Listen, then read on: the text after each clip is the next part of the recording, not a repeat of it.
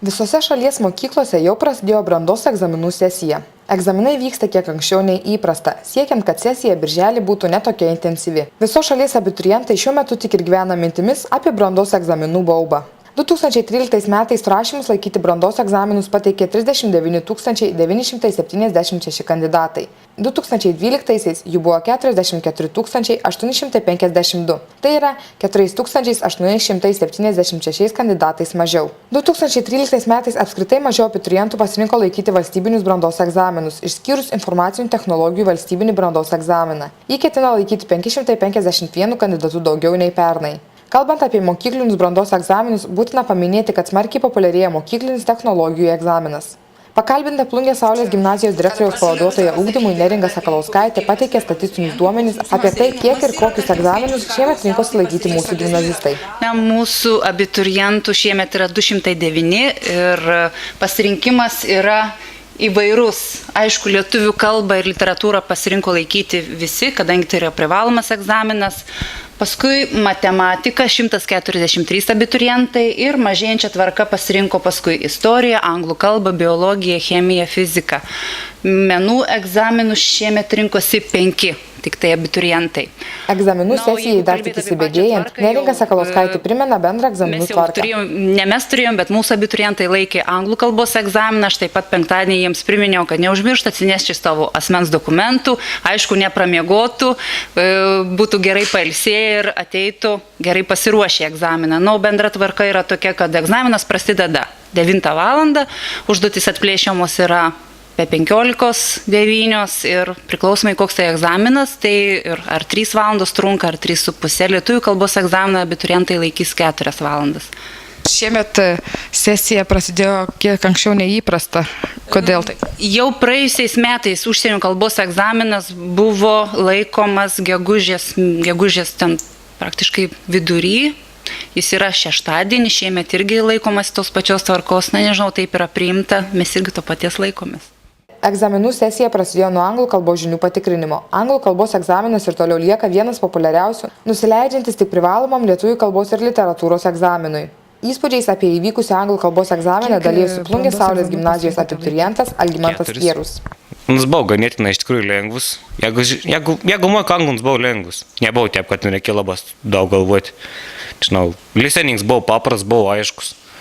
Readings irgi buvo tas toks, kur labai lengva iš tikrųjų. Buvo viskas, buvo daug šiaip tai. Tik su rašiniu visiems buvo kažkodėl sunkiai, nes nežinau nieks, kas tas reiškia, tiksliau, kon tas reiškia. Tai taip visi labai ekspromtu rašė, da kažkon bandė, tai taip ne visiems tiesiog, kiek žinau, su rašiniu gera. O kokią aukštąją mokyklą esate pasirinkę? Nesu jokios da kol kas. Išlaikys egzaminus ir žiūrės. Kaip sekės kovoti su stresu? Nebuvo stres iš vis. Saulės gimnazijos abiturientė Julija Lukošiūtė pasakoja besiruošianti laikyti lietuvių kalbos ir literatūros egzaminą, kuris įvyks birželio 3 dieną. Kadangi kitą savaitę pirmadienį tai bus lietuvių kalbos egzaminas, tai skaitom literatūrą, domimės autoriais, prisimenam kūrinius, vertybės, kurios yra kūriniuose aprašomos, ir tiek. Krūvis ne per didelis? Kai laikai valstybinį egzaminą ir norėti, aišku, geriausių rezultatų, tai ir dirbti reikia daug. Ar jau nusprendėte, į kurią aukštąją mokyklą bandysite įstoti? Galvojau ir greičiausiai tai bus Kauno technologijos universitetas. Kokia specialybė? Chemijos technologija ir inžinerija arba taikomoji chemija. Ar visi pasirinkti egzaminai yra reikalingi šiai specialybei? Ne. Pasirinkau dar ir istorijos egzaminą, kuris nėra šiaip reikalingas, bet tai greičiausiai bus kaip atsarginis variantas, jeigu kažkas su chemija nepavyktų. 2013 metais pakeista kalbos ir literatūros brandos egzaminų programa. Pirmą kartą bus vykdomas bendras visiems lietuvių kalbos ir literatūros mokyklinis ir valstybinis brandos egzaminas. Jame bus pateiktos 2 samprotavimo rašinio temos ir 2 literatūrinio rašinio temos. Taigi bus galimybė rinktis vieną iš 4 užduočių. Brandos egzaminai abiturientams kelia nemažai streso. Tai didžiulis išbandymas mokiniams prieš paliekant mokyklą. Saulės gimnazijos abiturientė Kamilė Šervinskaitė prisipažino bijant egzaminų sesijos, tačiau jau žinanti, kaip įveiks stresą. Kokią specialybę ketinat rinktis? Galvoju apie biomedicinos mokslus ir nežinau, tiek. O kaip ruošitės egzaminams? Daug literatūros skaitau. Sprendžiam įvairius uždavinius, pamokose aktyviai dirbam, namuose kiek galim, tiek sudedam. Kur darbas aktyvesnis, namuose ar pamokose?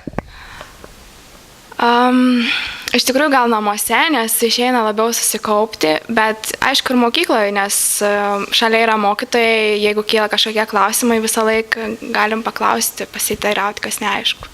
O jaudinatės prieš egzaminus? Tai žinoma, net labai. Kaip įveiksit stresą? Gal valgysim šokoladą daug, nežinau. Brandos egzaminų sesija truks nuo gegužės 25 iki Liepos 19 dienos.